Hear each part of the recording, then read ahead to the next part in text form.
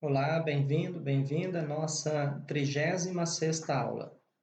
Estudaremos nesta aula o artigo 1º da convalidação simples, que faz parte do capítulo 10º da convalidação do matrimônio. Veremos o cânon 1156, as condições requeridas para a convalidação simples, o cânon 1157, a renovação formal do consentimento, o cânon 1158, impedimentos públicos e ocultos, cânon 1159, convalidação por defeito do consentimento, e o cânon 1160, convalidação por defeito de forma canônica.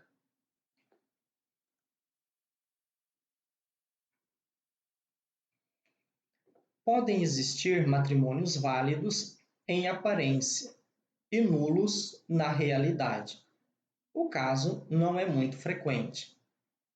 Em tal hipótese, a solução jurídica é dupla: a declaração de nulidade ou a convalidação do matrimônio, segundo os cânones do presente capítulo.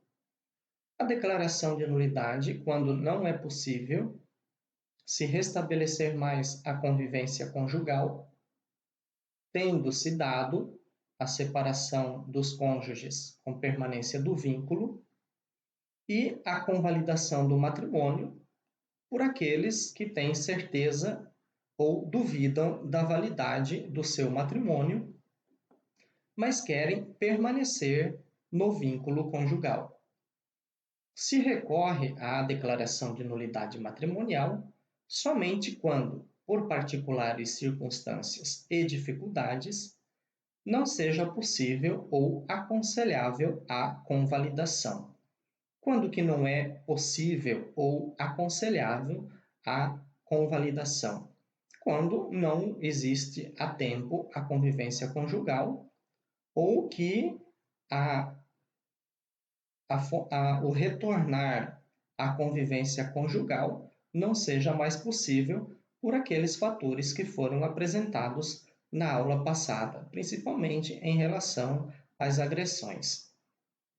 Esta, portanto, permanece a solução ordinária, solicitada por várias razões, no interesse da família, esta qual a convalidação. O Instituto da Convalidação demonstra ainda a grande preocupação pastoral da Igreja e a sua abertura e disponibilidade aos problemas dos seus filhos. A não validade de um matrimônio celebrado coram ecclesia pode depender de várias causas, reduzidas em 3 categorias ou classes. Quais elas?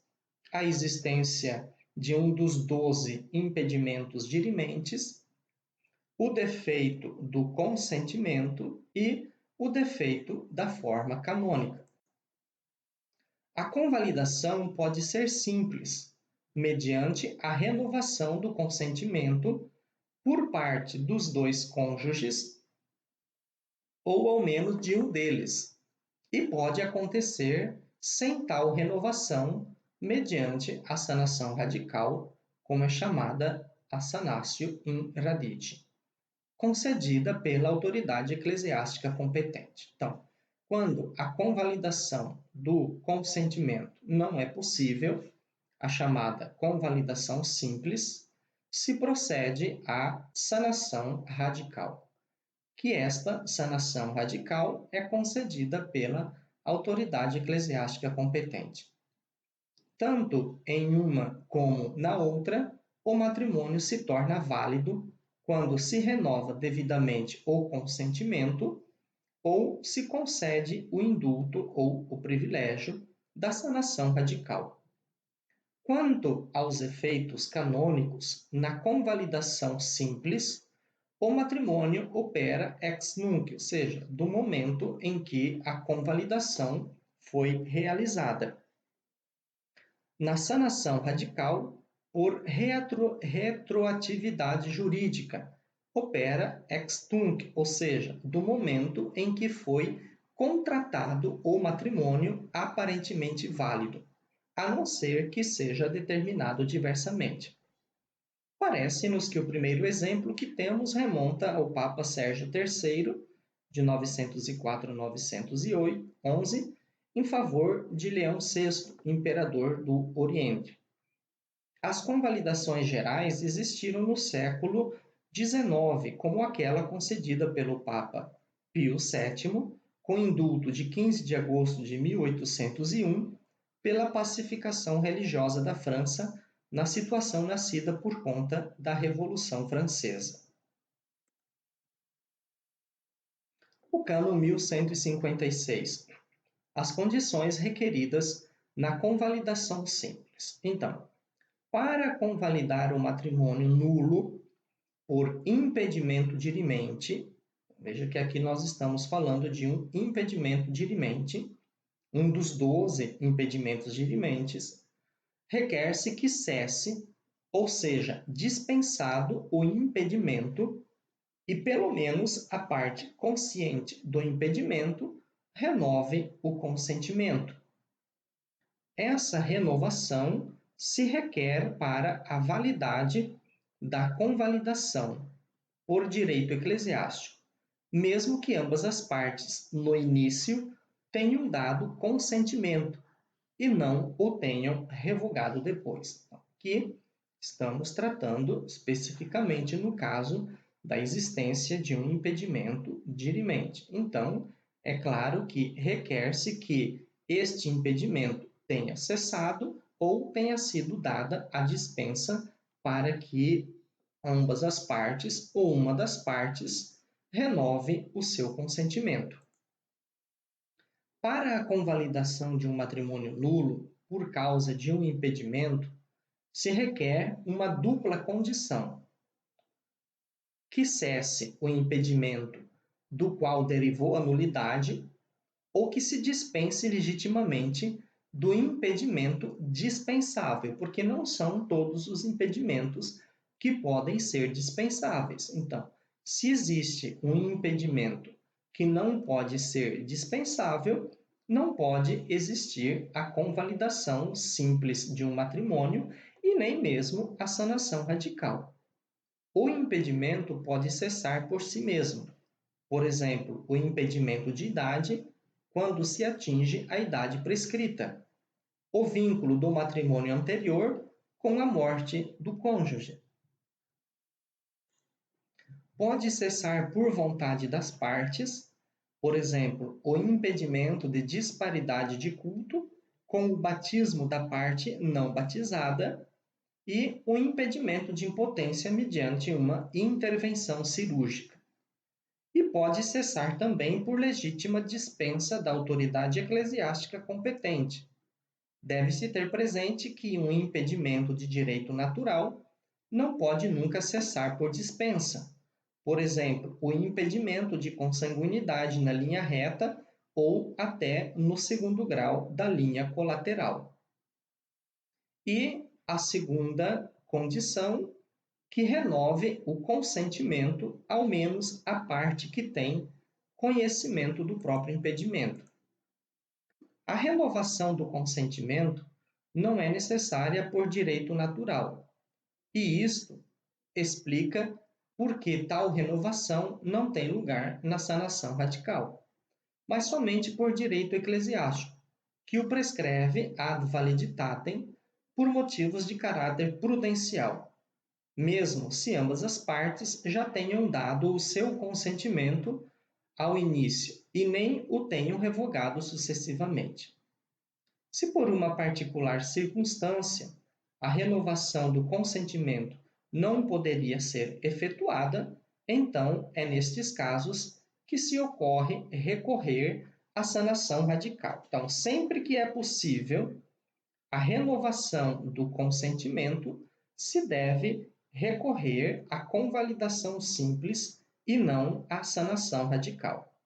Se for o caso de apenas uma parte renovar o consentimento, é necessário que perdure o consentimento do outro cônjuge. Então, aquela parte cônscia de um impedimento oculto, somente ela renova o consentimento, mas tem que se ter certeza que a outra parte queira continuar a convivência conjugal. Caso a outra parte não queira continuar, então a convalidação simples também não tem o seu valor. Este, é claro, se presume juridicamente a norma do cano 1107. Se a outra parte continua com a convivência conjugal, se subentende, se presume juridicamente que se mantém o consentimento do outro cônjuge. O cânon 1157, a renovação formal do consentimento. Então, a renovação do consentimento deve ser novo ato de vontade, com todas as condições necessárias para a existência do consentimento do matrimônio, que a parte renovante sabe ou pensa ter sido nulo desde o princípio. Para a convalidação simples, não basta canonicamente que perdure o consentimento matrimonial prestado no início. Se requer um novo ato formal, distinto do primeiro, o qual deve ser realizado por aquele que suponha ou saiba que o matrimônio tenha sido nulo desde o início por causa da existência de um impedimento. E, eventualmente, uma circunstância impede a renovação do consentimento, é necessário recorrer à sanação radical. Então, se existe algumas circunstâncias que impedem a renovação do consentimento, aí, nesses casos, então, se recorre à sanação radical. Em caso de nulidade duvidosa do matrimônio, o consentimento é renovado sob condição. O cano 1158 nos fala dos impedimentos públicos e ocultos. Se o impedimento é público, o consentimento deve ser renovado por ambas as partes e deve seguir a forma canônica prescrita, salva, é claro, a prescrição do cânon 1127, parágrafo 2º, em relação à dispensa da forma canônica nos matrimônios mistos. Se o impedimento não pode ser provado, basta que o consentimento seja renovado em particular e em segredo e só pela parte cônscia do impedimento, contanto que persevere o consentimento dado pela outra parte. Se o impedimento for conhecido por ambas as partes, se um impedimento oculto, que não pode ser provado, é do conhecimento de ambas as partes, então seja renovado também por ambas as partes. Se o impedimento é público, no sentido que pode ser demonstrado no foro externo, segundo o cânon 1074, e no sentido que seja divulgado, ou seja, virtualmente público, o consentimento deve ser renovado por ambas as partes na forma canônica, salvo a prescrição do cânon 1127, parágrafo 2º, sobre a dispensa da forma canônica nos matrimônios mistos. Se o impedimento é oculto, tanto no sentido que não possa ser demonstrado no foro externo, quanto no sentido que não seja divulgado, é suficiente que o consentimento seja renovado privativamente, sem a forma canônica prescrita no cano 1108 e em segredo. Da parte de quem tem conhecimento, então quem que deve renovar? A parte que tem conhecimento do impedimento, contanto, é claro, que a outra parte persevere no consentimento prestado, pelas duas partes, na forma mais oportuna, se o impedimento é conhecido por ambas as partes. Se pode colocar a hipótese de que um impedimento seja ignorado por ambas as partes. Então, neste caso, se o impedimento é público, deverão ser advertidas as partes com prudência, para que possam renovar o consentimento na forma canônica prescrita. Se o impedimento é oculto, basta advertir somente uma das partes para que renove o consentimento em privado e em segredo. Se as razões de prudência aconselham de não revelar a nenhuma das partes a existência do impedimento, é necessário recorrer à sanação radical. Isto aqui geralmente acontece naqueles casos em que o ministro assistente era consciente de que não tinha a faculdade para assistir aquele determinado matrimônio. O cano 1159, então, nos fala da convalidação simples por defeito do consentimento, ou seja, não existiu o consentimento. Anteriormente, nós estávamos falando pela existência de um impedimento dirimente. Agora, nós estamos falando por defeito do consentimento. O matrimônio nulo, por falta de consentimento, se convalida se a parte que não tinha consentido dá o consentimento, contanto que persevere o consentimento dado pela outra parte. Por exemplo, existia uma simulação total. Uma das partes que deu um consentimento nulo. Então, se renova este consentimento. Se a falta de consentimento não se pode provar, basta que a parte que não tinha consentido dê o consentimento em particular e em segredo.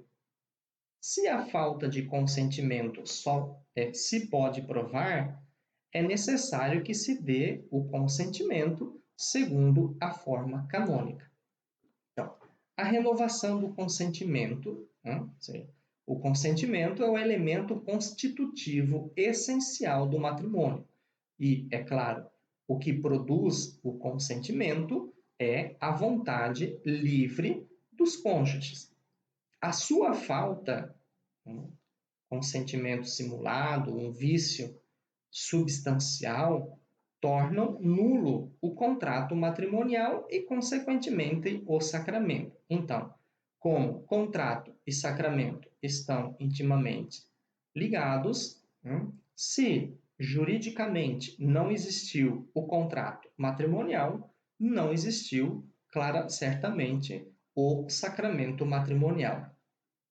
Nestas hipóteses, para a convalidação do matrimônio, é necessário, pelo direito natural, que o consentimento, que não pode ser supresso por nenhuma autoridade humana, nem mesmo pela Igreja, seja devidamente renovado, ou melhor, prestado autenticamente, eliminando a causa ou o vício que o tornou nulo e inexistente. Deverá renovar o consentimento a parte que não o deu ou o deu substancialmente viciado, desde que a outra parte persevere no seu consentimento. Se depois o devido consentimento faltou para as duas partes, é necessário que ambas renovem o consentimento. A forma privada e a forma pública ou canônica. Se o defeito ou o vício do consentimento não podem ser provados no foro externo e nem são divulgados, é suficiente que a renovação seja efetuada somente pela parte que falhou em dá-lo privadamente, ou seja, não na forma canônica e em segredo. Se, ao contrário, o defeito ou o vício podem ser demonstrados ou são divulgados, é necessário que o consentimento seja prestado na forma canônica por ambos os cônjuges. Então, vejam bem, temos duas situações. Quando a falta de consentimento não pode ser ou não tem como ser provada no foro externo, basta que aquele que não deu verdadeiramente o consentimento o faça privadamente e em segredo. Agora, se isto é demonstrado e divulgado, Então, é necessário que ambos os cônjuges renovem o seu consentimento. O cano 1160 da convalidação de um matrimônio nulo por defeito de forma. Então, vejam bem, nós tratamos do matrimônio nulo por impedimentos públicos ou ocultos, a renovação formal do consentimento. Então, impedimentos públicos e ocultos. Tratamos da renovação de um matrimônio nulo por defeito do consentimento e agora trataremos da convalidação de um matrimônio nulo por defeito de forma. O matrimônio nulo por defeito de forma, para se tornar válido, deve ser contraído novamente, segundo a forma canônica, salvo a prescrição do cano 1127, parágrafo 2º, ou seja, mais uma vez nos casos da dispensa da forma canônica nos matrimônios mistos. Nesta hipótese, tratando-se de defeito essencialmente público, enquanto o defeito de forma canônica se pode provar no foro externo, a renovação do consentimento não pode ser efetuada senão a partir da forma canônica, de acordo com o cano 1108, exceto em caso que se tenha dada a devida dispensa da forma canônica para os casos de matrimônios mistos, segundo o cano 1127, parágrafo 2º. Então, é necessário, neste caso, matrimônio nulo por defeito de forma canônica, é necessária uma nova celebração do matrimônio. Se não for possível a renovação do consentimento na forma canônica prescrita, como no caso que o defeito de forma fosse conhecido somente pelo ordinário do lugar, pelo pároco ou pelo ministro assistente, ou até mesmo que particulares circunstâncias impedissem-nos de manifestar o fato aos cônjuges putativos, deverá recorrer à sanação radical. Isso aqui é naqueles casos em que se sabe que o matrimônio foi nulo, porque o ministro assistente não tinha a devida faculdade para assisti-lo. É claro que o defeito de forma pode verificar-se em vários modos, ou seja, ausência do ministro competente por faculdade ordinária ou delegada, a não ser que a Igreja suprima a falta da faculdade necessária, segundo o cânon 144, e a ausência das testemunhas ou ausência de apenas uma testemunha. Então, para que não possa existir a forma canônica, ou para que exista a forma canônica, é necessária a ausência do ministro competente e das duas testemunhas. E assim, então, nós concluímos esta aula referente à convalidação simples do matrimônio.